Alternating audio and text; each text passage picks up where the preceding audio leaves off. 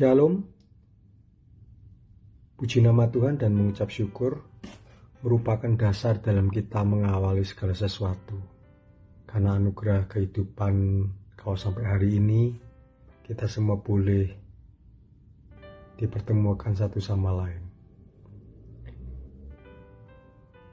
Hari ini saya akan memberikan satu tema menjadi dewasa tapi tulus seperti anak kecil. Saya ambil dari Injil Lukas 18 ayat 16 sampai 17. Ayat yang ke-16, tetapi Yesus memanggil mereka dan berkata, biarkanlah anak-anak itu datang kepadaku dan jangan kamu halang-halangi mereka. Sebab orang-orang yang seperti itulah yang mempunyai kerajaan Allah. Ayat yang ke-17, aku berkata kepadamu, sesungguhnya barang siapa tidak menyambut kerajaan Allah seperti seorang anak kecil, ia tidak akan masuk ke dalamnya.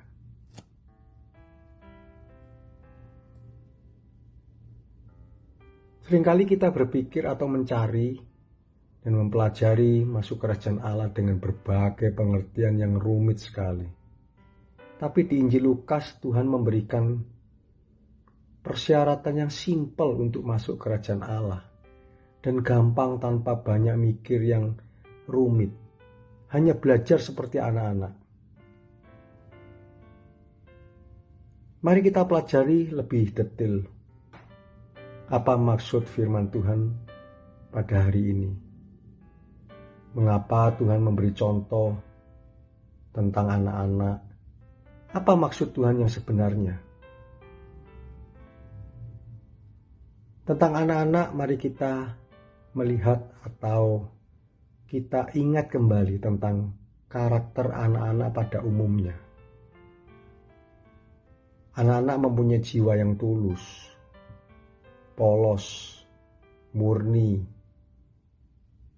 selalu ikut kemana orang tua pergi, senang berbagi sesuatu, dan tidak pelit. Ingin selalu dekat saat tidur, ingin mendengar cerita, butuh kasih sayang, berserah dan bergantung penuh, percaya dengan kondisi apapun, tidak pendendam, dan mereka menerima keadaan apapun dengan sukacita, percaya semuanya baik, dan menikmati keadaan. Saat kita masih anak-anak, secara tidak sadar, kita pasti seperti contoh di atas. Tuhan melihat semuanya itu baik dan teramat baik. Lalu bagaimana setelah kita dewasa dan lalu kita menikah, punya anak? Apakah kita disuruh kembali jadi seperti anak-anak lagi? Tentu saja tidak, secara jasmani. Tapi secara rohani, Tuhan mau kita jadi seperti anak-anak. Karena itulah berbicara tentang ketulusan hati atau kerendahan hati. Seperti buah-buah roh yang sudah Tuhan tentukan dalam Galatia 5. Saat anak-anak, kita sangat percaya kepada orang tua kita apapun yang terjadi, tanpa ada kekhawatiran sedikit pun.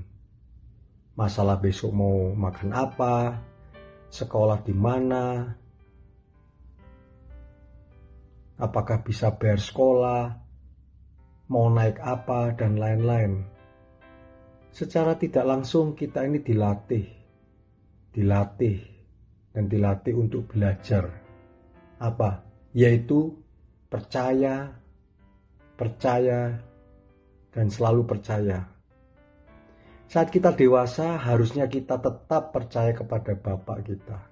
Cuman bukan Bapak jasmani, tapi Bapak rohani, yaitu Bapak yang di surga.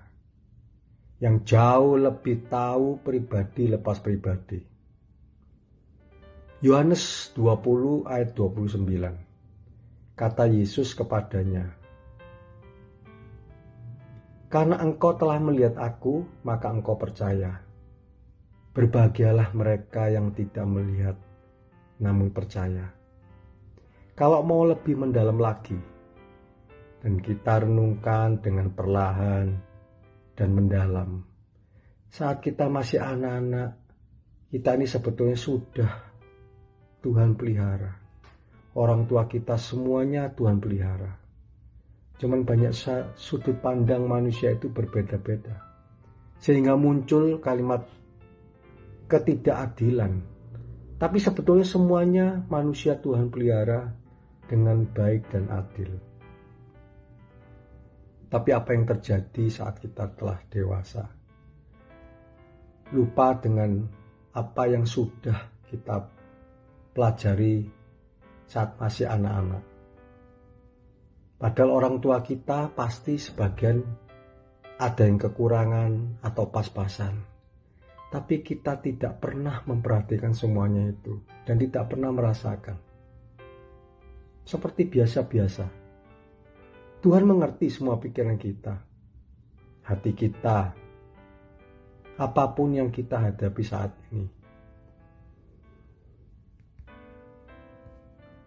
Kalau hari-hari ini kita dihadapkan dengan sebuah masalah apapun dan sampai saat ini belum terselesaikan, perlu diingat, bukannya Tuhan tidak mendengar atau diam saja, tapi kitalah yang harus diam dan mendengar apa yang Tuhan mau, supaya kemuliaan demi kemuliaan kita alami. Kalau kita dapat mengerti dan menerima. Apakah waktu kita masih anak-anak kalau minta apapun selalu dituruti sama orang tua kita? Oh, tentu tidak mungkin. Ada yang langsung dikasih, ada yang tertunda, ada pula yang tidak dikasih, dan ada yang dikasih jauh lebih baik dari apa yang diminta. Demikian juga dengan Bapa yang di surga juga. Demikian pastinya, jauh melampaui segala akal. Asalkan kita fokusnya minta kepada Tuhan dengan sungguh-sungguh, segala sesuatu tidak akan mustahil.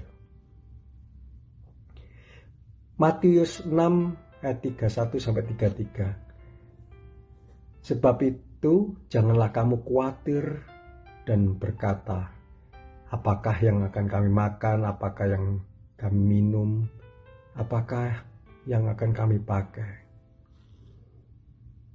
Semua itu dicari bangsa-bangsa yang tidak mengenal Allah. Akan tetapi Bapamu yang di surga tahu bahwa kamu memerlukan semuanya itu. Dan ayat 33, tetapi carilah dahulu kerajaan Allah dan kebenarannya, maka semuanya itu akan ditambahkan kepadamu. Carilah dahulu kerajaan Allah dan kebenaran. Artinya apa? Yaitu sukacita, damai sejahtera, dan kasih. Dan akan ditambahkan kepadamu, yaitu tentang hikmat. Saat kita merasa damai sejahtera dan sukacita, hikmat itu akan muncul daripada Tuhan. Dan kita akan diperlengkapi semuanya. Dan kita akan mendapatkan apa yang kita inginkan. Terkadang dengan tidak sadar kita sendirilah yang terlalu memaksakan kehendak kita sendiri, sehingga menjadi suatu beban. Bukan Tuhan yang berkehendak. Saya dengan yakin Tuhan memberikan anugerah kehidupan ini adalah yang terutama yang harus dinikmati dengan baik. Pola pikir yang benar. Selalu bersyukur. Hidup yang selalu berkenan di hadapan Tuhan. Sesuai apa yang sudah Tuhan berikan dengan masing-masing talenta dan berkatnya. Sekali lagi saya tekankan, kerajaan Allah berbicara tentang sukacita, damai sejahtera, dan kasih. Begitu dahsyat kalau kita renungkan dengan sungguh-sungguh setiap hari, dan setiap hari. Bahkan sampai bisa jadi gaya hidup. Wah, hasilnya kita akan merasakan sukacita yang sesungguhnya.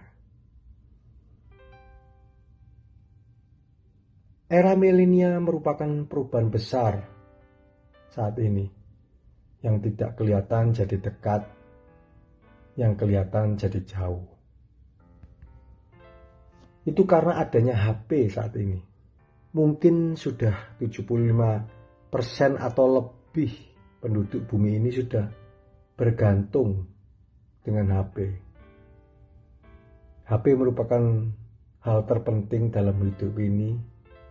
Kemanapun pasti bawa HP. Karena dengan HP kita bisa melakukan segala sesuatu. Kalau hal semacam ini diaplikasikan hubungan kita dengan Tuhan, pasti hasilnya wow, luar biasa.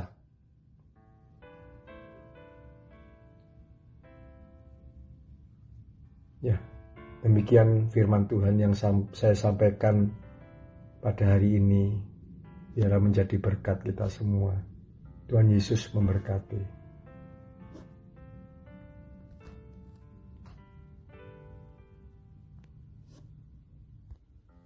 Terima kasih Tuhan Yesus atas firman-Mu pada hari ini. Biarlah firman-Mu hari ini Tuhan untuk menjadi satu pegangan hidup buat setiap hidup kami ini Tuhan. Dan kami boleh mengalami setiap hari